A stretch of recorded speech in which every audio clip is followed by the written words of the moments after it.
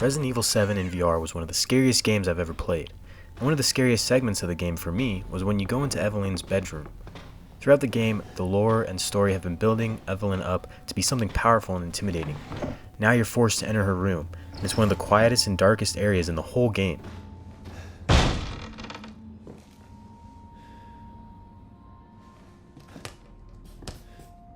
On my first playthrough, I took this section extremely slow, hoping that maybe I would be able to avoid whatever terrible creature must be lurking in the darkness, just waiting to take advantage of my vulnerability.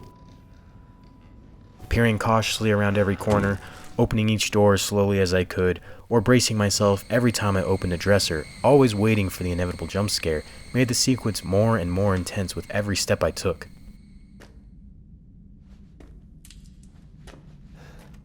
And even though you're never attacked here, I was so impressed by this portion of the game for being able to deliver such a frightening, intense experience. But then I did a second playthrough of Resident Evil 7. Equipped with the knowledge of what happens, I just walked through the area, nonchalantly. Suddenly my favorite part from the first playthrough became just a boring walking segment. And that's the problem that a lot of horror games seem to have: replayability.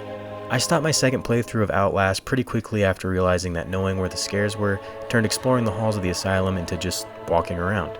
Replaying Resident Evil 8, solving the puzzle in the dollhouse becomes just tedious when you know that you aren't in any danger, and escaping the fetus monster is boring and easy when you know the path to take. While it can still be entertaining and sometimes frightening to fight enemies or be chased by an unkillable monster on a second playthrough of a horror game, I think a lot of these games could benefit from more mechanics that would still keep the scares fresh for a player replaying through the game. If we look back, there's a great mechanic with untapped potential that horror game developers seem to have forgotten about.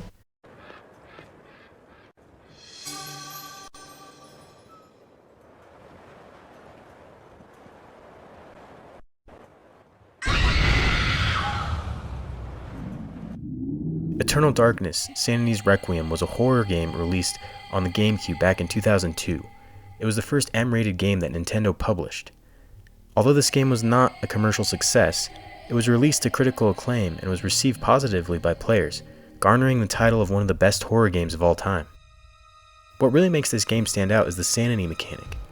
The more your character experiences these terrifying events, the more they will lose their sanity. With low enough sanity, the player begins to hallucinate. The hallucinations can be as simple as hearing things that aren't there, or seeing the head of a statue follow as you pass by. It's as horrifying as watching your own limbs fall off one by one. There were a bunch of different hallucinations that could occur. The implementation of the sanity mechanic in this game definitely helped replayability. You never really knew exactly when hallucinations would start, and you never knew how severe they would be. It was a mechanic that was able to keep players on their toes, regardless of if it was their first playthrough or not.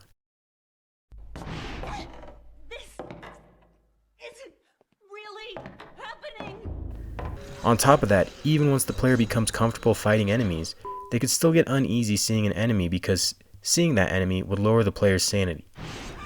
While it was a great idea for a mechanic and turned out great in the game,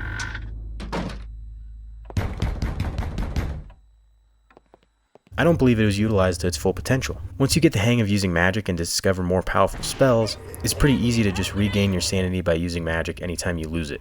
This makes the sanity mechanic kind of meaningless towards the later part of the game. Also, most of the time you have a hallucination, it's pretty inconsequential. The screen will flash and you will be back to where you were before the hallucination happened, as if nothing happened.